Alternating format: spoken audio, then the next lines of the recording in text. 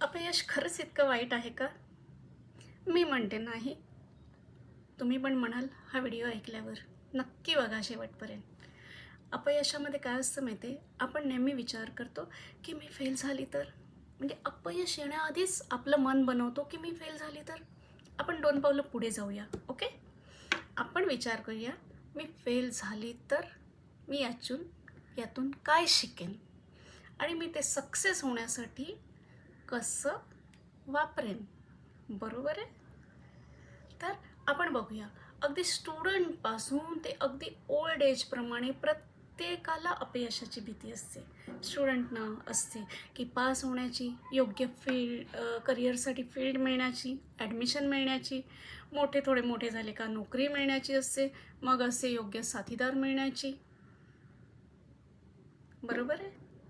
मला जर चांगला साथीदार नाही मिळाला तर काही जण लग्न करायची पण थांबतात त्यासाठी. तुम्ही नका असं करू. तर आपण अपयश जेव्हा आपण भीती बाळगतो आणि आपण ते स्वप्न पूर्ण करण्यासाठी धजत नाही, ते आपण काय करतो? We are planning to fail. आपण फेल होण्यासाठीच आपण स्वतःचंच प्लॅन करून ठेवतो. आपण आपली स्वप्न पूर्ण होण्याआधीच ती गाळून टाकतो आणि मग जी दिशा येईल त्या दिशेला जातो आणि शेवटी आपल्या हातात काय येतं? नैराश्य. बरोबर आहे? तर अपयशाची भीती बाळगू नका. सिच्युएशनप्रमाणे तुम्हाला त्यावेळेला चेंज व्हावं लागते तर व्हा, पण स्वप्न बघायची आणि ती पूर्ण करायची. अपयशाच्या भीतीने सोडू नका. कोणताही माणूस परफेक्ट नसतो आणि हे सुद्धा तुम्ही लक्षात घ्या. परफेक्टही नसतो आणि सगळ्याच बाबतीत यशस्वी नसतो, यशवंत नसतो. बरोबर आहे? आता नॉट नेसेसरी एखादा खूप श्रीमंत माणूस आहे, त्याला बाकी कशातच अपयश नाही आहे. खूप फेमस माणूस आहे, त्याला बाकी कशात, अरे आपल्याला जो दिसतो ते त्याचं फक्त समोर जे येते ते दिसतं, पण त्यामागे त्यांनी किती अपयश झेलल्यात आत्तापर्यंत ते दिसतंय.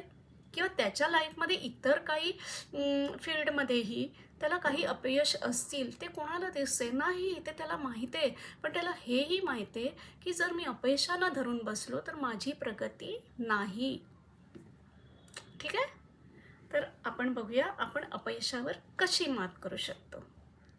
सगळ्यात पहिला आपलं माइंडसेट असतं ना, सक्सेस होण्याचं 90% आपलं माइंडसेट असतं की मी सक्सेस होणार की नाही होणार, आणि 10% फक्त 10% स्ट्रॅटेजी असते. सगळ्यात पहिला माइंडसेट बनवा. थॉट आणा, तो फील करा, व्हिज्युअलाइज करा आणि हो, ॲक्शन इज मस्ट. नुसते स्वप्न बघून काही नाही होत. ॲक्शन करावीच लागते आणि ते करायलाच पाहिजे. का करू नये? बरोबर? तर आपण याबाबतीत हे शिकलो की अपयशाला घाबरू नका. आणि तुम्ही लहान मुलाला कधी पाहिले का? चालते, पडते, घाबरते का पुढे चालायला? आपण देखील लहान होतो की नाही? पण आपण घाबरलो का? आपण जर घाबरलो असतो तर आज इतके पुढे आलो नसतो. तुमच्या थोडं पाठी जा. आधी काय होतात तुम्ही, आता काय आहात ते बघा. तुम्ही किती पुढे आलात, किती शिकल्यात, किती तुम्ही प्रगती केले ते बघा. त्याला ॲनालाइज करा. केलंय का कधी? आत्ता करा आणि बघा तुमच्यामध्ये काय चेंजेस येतात ते. आणि हो, रिस्क तर सगळ्या बाबतीत आहे, म्हणून काय रिस्क घ्यायचीच नाही. रिस्क घ्यायची मेजरेबल रिस्क असेल. आता तुम्ही बोलाल, अरे बाबा मी 4थ्या मजल्यावरून उडी मारतो पण मी एकदम व्यवस्थित राहणार, मला सक्सेसफुल व्हायचं. ती मेजरेबल रिस्क नाही आहे, ती तुमची लाईफची रिस्क आहे. तशी रिस्क नाही म्हणत आहे मी. रिस्क घ्या ज्याच्यामध्ये तुम्हाला थोडंसं स्ट्रेंथ तुमची यूज करावी लागेल, तुमचे थोडेसे नॉलेज वाढवावं लागेल आणि ते वाढवा. ते नंतर तुमच्यासाठीच तर उपयोगी आहे. तर आपण अपयशाच्या भीतीने, फेल होण्याच्या भीतीने आपण जर कोणती स्टेप घेणार नाही तर तुमचं सक्सेस कधीच चालू नाही होणार. बरोबर. सुरुवातीला तुम्ही अक्षरं लिहायला लागले तेव्हा तुम्ही घाबरलात का? लाईन पण तुम्हाला येत नव्हती, आपल्याला येत नव्हती, बरोबर आहे.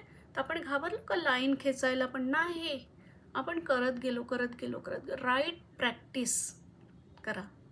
Right practice makes a man perfect. Though no one is perfect.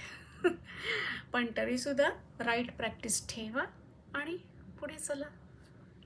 मी आहे रश्मिका सावंत, लाईफ कोच आणि EFT प्रॅक्टिशनर. 9920691793. मेसेज मी. थँक्यू.